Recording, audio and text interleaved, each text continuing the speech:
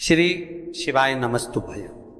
दोस्तों, आप सभी लोग जानते हैं कि 6 सितंबर 2025 यानी शनिवार को पड़ रही है अनंत चतुर्दशी व्रत। और दोस्तों, ये वह तिथि है जो भाद्रपद मास में पड़ने वाली सबसे बड़ी तिथि अनंत चतुर्दशी व्रत है और इसका बहुत ही बड़ा और विशेष महत्व होता है। अगर कभी भी मौका लग जाए तो आप लोगों को पीपल के पत्ते पर राम लिखकर बहुत छोटा सा उपाय करना है। इन दोनों का संयोग बहुत ही कम आता है। इसी के साथ में गुरुजी ने अपनी शिव पुराण कथा में बताया है कि इस दिन आपको एक पीपल के पत्ते पर राम वाला उपाय तो आपको अवश्य ही करना चाहिए, क्योंकि ऐसा दिन पूरे साल में सिर्फ एक ही बार आता है। और दोस्तों, आप सभी लोग जानते हो कि शनिवार का अगर सबसे बड़ा कोई उपाय है तो वह पीपल के पत्ते पर राम वाला उपाय। तो दोस्तों, शनिवार अनंत चतुर्दशी के दिन इस पीपल के पत्ते पर राम लिखकर बहुत छोटा सा उपाय करना है। बहुत सारे लोग होंगे जिन लोगों ने इस उपाय को ना किया हो, मतलब पूरा साल निकल गया, उन्होंने किसी भी दिन इस पीपल के पत्ते पर राम वाला उपाय को ना किया हो। पर दोस्तों, आपके पास एक पहला मौका बचा हुआ है, जो कि 6 सितंबर 2025 शनिवार अनंत चतुर्दशी के दिन है। इस दिन आप लोगों को इस वाले उपाय को जरूर कर लेना है। भले ही आपने पूरे महीने भर इस उपाय को ना किया हो, पर अगर आपने इस भाद्रपद महीने के शनिवार अनंत चतुर्दशी के दिन अगर इस वाले उपाय को कर लिया तो आपको इस उपाय को करने का वह फल मिलेगा जिसकी आपने कभी कल्पना भी नहीं करी होगी। इसीलिए आप लोग इस वाले उपाय को एक बार जरूर कर लेना है, ताकि आप लोगों के हाथ से ये मौका ना जा सके और आपको इस उपाय को करने का फल मिल सके। दोस्तों, ये उपाय अपनी अभी की ही श्री शिव महापुराण की कथा में बताया है जी। इस उपाय को आज हम आपको बहुत अच्छे से समझाने वाले हैं। इस वीडियो को देखने के शाम तक आज इस उपाय को समझने के लिए आपको कोई और वीडियो को देखने की जरूरत नहीं पड़ेगी। तो चलिए दोस्तों, उपाय को शुरू करते हैं। देखिए, इस भाद्रपद महीने के शनिवार अनंत चतुर्दशी के दिन यह इतना खास होता है, इतना महत्वपूर्ण होता है। देखा गया है कभी कभी बड़े बड़े पूजा पाठ अनुष्ठान से जो मनोकामना पूर्ण नहीं होते, वह भाद्रपद महीने के शनिवार अनंत चतुर्दशी के दिन एक छोटे से उपाय करने से ही आपकी मनोकामना पूर्ण हो जाती है। और बहुत सारे लोगों ने इस उपाय को किया भी है और उनको इस उपाय को करने का फल भी जरूर मिला है। अगर आप लोग भी इस उपाय को करना चाहते हैं तो आप इस उपाय को पहले अच्छे से समझ लेना, सुन लेना, उसके बाद करना। आपको इस उपाय का फल जरूर मिलेगा और इस उपाय को कर लेने से आपके घर में चाहे किसी भी प्रकार की दुख और समस्या क्यों ना चल रही हो, आपको उसका कारण भी नहीं पता है कि भाई ये समस्या किस कारण से चल रही है, उसका कुछ भी कारण हो सकता है। जैसे पितृदोष हो सकता है या किसी भी तरह का मंगल दोष भी हो सकता है। तो इस दिन आप लोगों को ये वाला उपाय कर लेना है। ये एक ऐसा उपाय है जिस उपाय को अगर किसी विशेष दिन पर किया जाए तो भाई उस विशेष दिन का जो है वो तो हमें मिलता ही मिलता है। पर हमने उस दिन पर इस उपाय को किया है तो हमें उससे भी बड़ा फल मिलता है, और फल बहुत जल्दी मिलता है, क्योंकि आप इस उपाय को बहुत ही बड़े और विशेष दिन पर कर रहे हो। तो चलिए अब उपाय के बारे में बात करते हैं, लेकिन उससे पहले आप लोगों के बीच कर देंगे को ये जानना आवश्यक है कि आखिर ये उपाय किस समय करना है, किसको करना है और कैसे करना है। तो चलिए हम आगे आपको वीडियो में एक एक करके बता देते हैं। लेकिन उससे पहले अगर आप लोग हमारे चैनल पर पहली बार आए हैं या फिर मेरी आवाज़ आज पहली बार सुन रहे हैं तो हमारे चैनल को सब्सक्राइब जरूर कर लेना और इस वीडियो को लाइक करके कमेंट बॉक्स में श्री शिवाय नमस्तुभ्यं ओम नमः शिवाय जरूर टाइप कर देना। तो दोस्तों, इस पीपल के पत्ते पर राम वाला उपाय को हमें इस शनिवार अनंत चतुर्दशी के दिन कैसे करना है, किसको करना है, किस समय करना है और कहां पर करना है, ये सारे सवालों के जवाब आपको इस वीडियो में मिल जाएंगे। और जो ये वीडियो देखेगा भाई, उसको पीपल के पत्ते पर राम वाला उपाय जरूर करना चाहिए, क्योंकि इस दिन पीपल के पत्ते का भी बहुत ही बड़ा और विशेष महत्व होता है। आ जाए पीपल के पत्ते पर राम वाला उपाय जरूर करने वाली है। 5 बार बाद पीपल के पत्ते पर राम वाला उपाय जरूर करना चाहिए। उपाय की तो ये सोने पर सुहागा वाली बात हो जाती है और ये एक बहुत ही बड़ा उपाय हो जाता है इस शनिवार का। तो अब दोस्तों, इस पीपल के पत्ते पर राम वाला उपाय को आखिर करना किसको है, सबसे पहले हम लोग वो बात जान लेते हैं। तो देखो, घर की जो बड़ी माताएं बहनें होती हैं, उन माताओं बहनों में से कोई भी एक बड़ी माता बहन इस वाले उपाय को कर सकती है। और दोस्तों, अगर आप चाहे तो अपने घर में से सभी सदस्यों को भी इस उपाय को करवा सकते हैं। अगर किसी व्यक्ति की खुद की कोई मनोकामना है, खुद की कोई दुख और परेशानी है जो कि वह अपने लिए ही करना चाहता है, इस वाले उपाय को तो वह खुद अपने लिए भी कर सकता है। बाकी अगर कोई घर में से ऐसा है जो कि अपने पूरे घर परिवार की सुख और शांति के लिए ये वाला उपाय करना चाहता है, तो भाई वह भी कर्मा है सकता है, उसमें भी कोई दिक्कत वाली बात नहीं है। कहने का मतलब यह है कि इस उपाय को हर एक सदस्य भी कर सकता है और पूरे घर परिवार के सदस्य के लिए घर की बड़ी माताओं बहनों में से कोई एक माता बहन भी कर सकती है।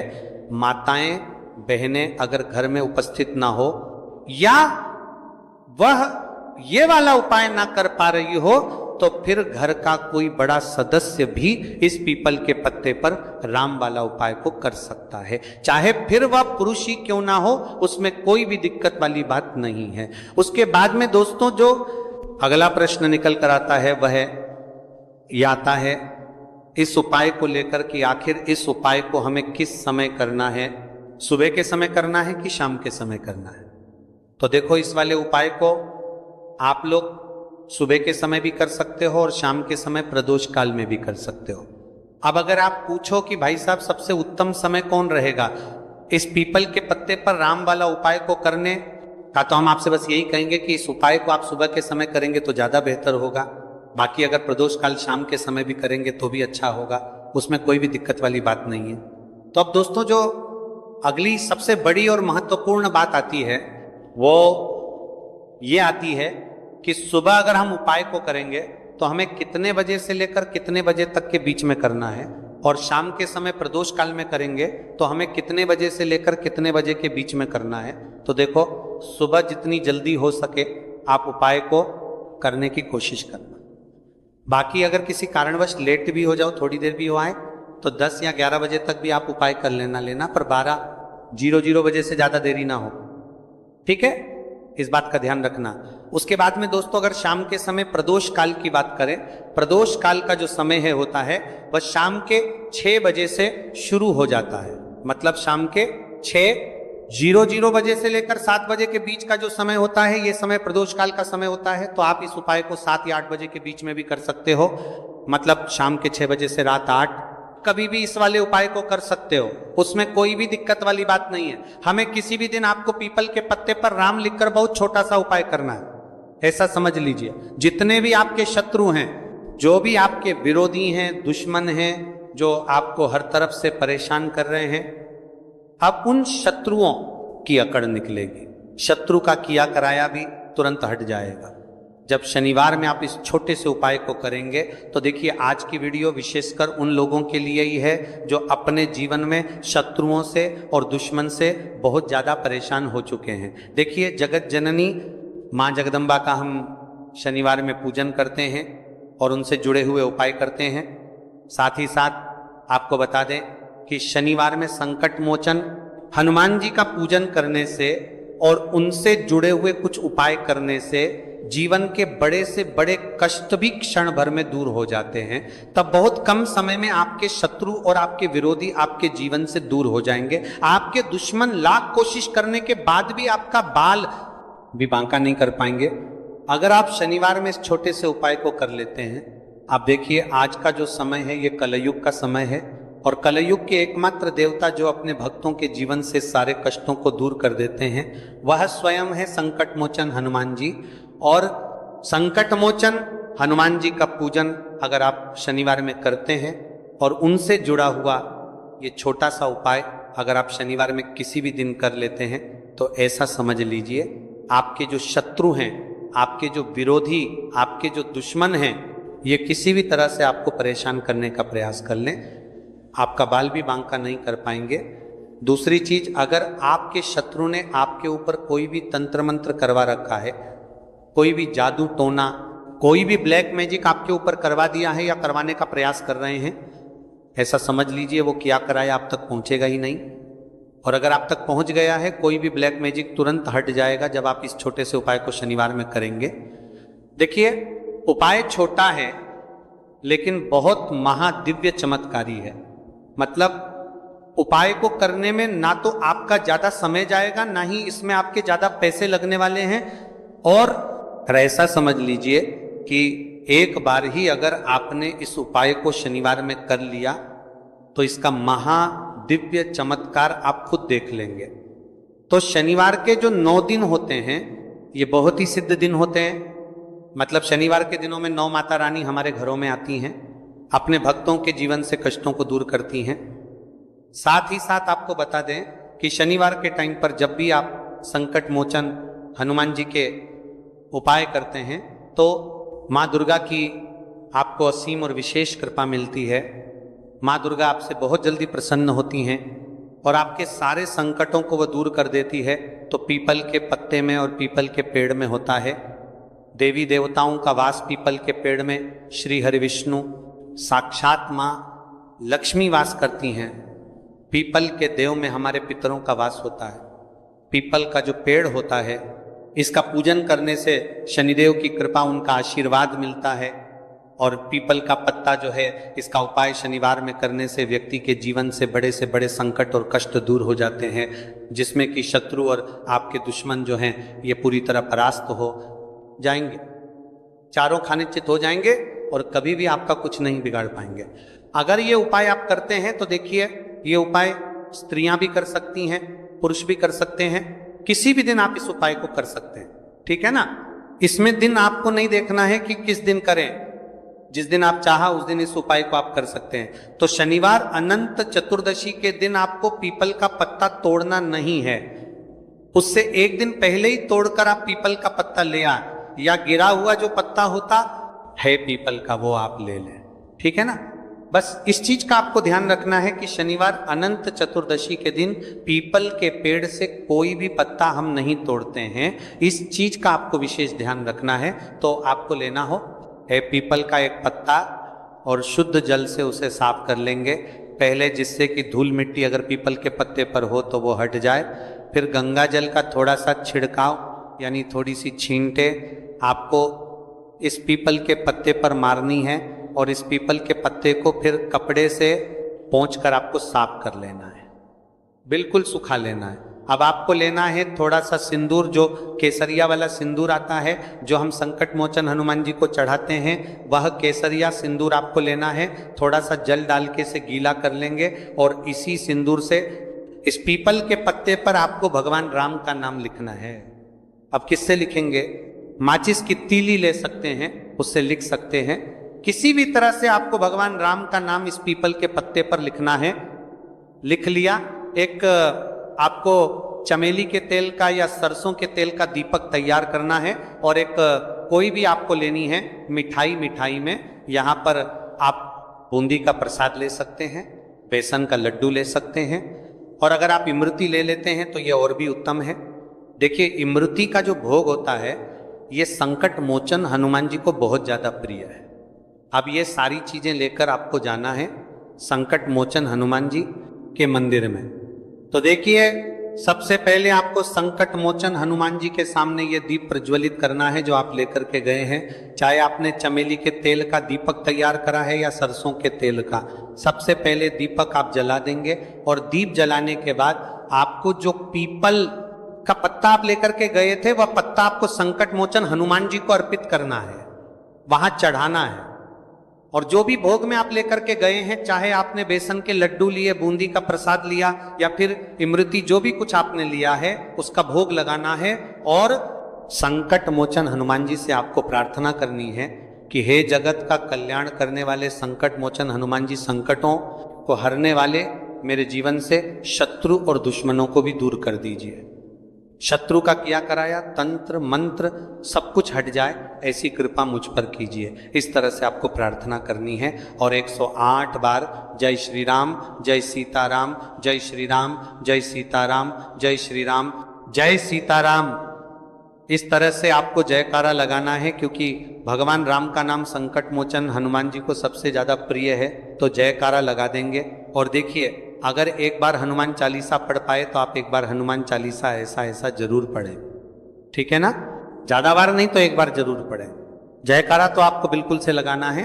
और इस छोटे से उपाय को किसी भी दिन कर लीजिए, सुबह कर लीजिए, शाम को कर लीजिए, और किसी भी दिन, जैसे शनिवार की तिथि जो होती है ना, ये बहुत बड़ी होती है, आप उस दिन भी इस उपाय को कर सकते हैं, जरूर से करें।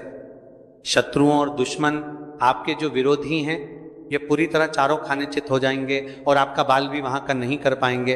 तो देखिए, इस उपाय को आप 9 दिन भी कर सकते हैं, 2-3 बार भी कर सकते हैं। अगर आप ज्यादा बार नहीं कर पा रहे हैं तो एक बार आपको इस उपाय को जरूर से करना चाहिए। तो देखिए, इस उपाय को करने से जो आपके सामने शत्रु हैं वह भी परास्त हो जाएंगे। जो पीठ पीछे वार करते हैं, पीठ पीछे तंत्र मंत्र करवाते हैं, वह शत्रु भी चारों खाने चित्त हो जाएंगे। बस छोटा सा उपाय है, जरूर करें। तो देखिए, अब बात कर लेते हैं अपने एक बहुत छोटे से उपाय की, जिसे शनिवार में करने से आपकी हर मनोकामना पूरी हो जाती है। ये उपाय आप अपने घर पर ही कर सकते हैं, कहीं जाने की आवश्यकता नहीं। कोई भी ऐसी विश जो बहुत लंबे समय से अधूरी है, पूरी नहीं हो रही है, या धन को लेकर आप बहुत परेशान हैं, या घर में संकट कष्ट बहुत आते हैं, बीमारियां बहुत आती हैं, तो एक लाल पुष्प, जैसे कि गुलाब का फूल भी लाल होता है, आप जरूर से अपने घर के मंदिर में मां दुर्गा को अर्पित करें और एक देसी घी का दीपक लाल बाती का जलाकर मां का पूजन करें। शनिवार में अगर लाल रंग से जुड़ा हुआ ये उपाय आप करते हैं, आपकी सारी मनोरथ, सारी मनोकामनाएं मां पूरा कर देंगी, क्योंकि लाल रंग मां दुर्गा को बहुत प्रिय है। लाल पुष्प और लाल रंग की बाती का दीपक आपकी बड़ी से बड़ी मनोकामना को भी पूरा कर देगा। शनिवार में यह उपाय आप किसी भी दिन कर सकते हैं। दूसरे उपाय के हल्दी वाला जल आपको अपने घर में किस जगह पर डालना है और उपाय को कैसे करना है, और कैसे ये हल्दी वाला जलते भाद्रपद महीने का शनिवार अनंत चतुर्दशी के दिन जब आप अपने घर में डालते हैं, छींट है, उपाय को करते हैं, तो सीधे सीधे मां लक्ष्मी आपसे प्रसन्न होकर आपके घर में आती हैं और श्री हरि विष्णु के साथ आती हैं। स्थिर लक्ष्मी का आपके घर में वास होता है। कहने का मतलब है कि फिर कभी भी मां लक्ष्मी आपके घर को छोड़कर नहीं जाती है। जो लोग कहते हैं कि हमारे घर में धन तो आता है लेकिन चला जाता है तारीख के साथ, लेकिन फिजूल खर्ची बहुत है। धन तो घर में आता है लेकिन तिजोरी कभी धन से भरी नहीं रहती है, खाली हो जाती है। तो 90 पर लोग ऐसे होते हैं जिनके जीवन में ये समस्या होती है कि हमारे घर में स्थिर लक्ष्मी का वास नहीं है। देखिए, हम सभी चाहते हैं ना कि माँ लक्ष्मी और श्री हरि विष्णु हमेशा हमारे घर में रहे, उनका आशीर्वाद बना रहे, हम हमारे जीवन के जितने भी दुख हैं उनका सामना जो है बहुत आसानी से कर सके। देखिए, जब व्यक्ति के पास पैसा नहीं होता है ना, तो वो बहुत सारे कष्ट दुख उसके जीवन में जब आते हैं उनका सामना भी नहीं कर पाता है, और जब उसका आर्थिक पक्ष मजबूत होता है तो बहुत सारी समस्याएं उससे अपने जीवन में जो आती हैं वह छोटी लगती हैं। लेकिन अगर पैसा भी पास नहीं है तो छोटी छोटी प्रॉब्लम्स और छोटी के अंदर छोटी चीजें जो हमारे जीवन में आती हैं वो भी बहुत बड़ी लगने लगती हैं। तो आपको करना क्या है, आपको यहाँ पर लेना है गंगा जल। तो देखिए, सबसे पहले तो आपको अपने पूरे घर में गंगा जल का छींटा लगाना है, ठीक है ना। गंगा जल आपके घर से जितनी भी नेगेटिव एनर्जी होती है उसे बाहर कर देता है, ठीक है ना।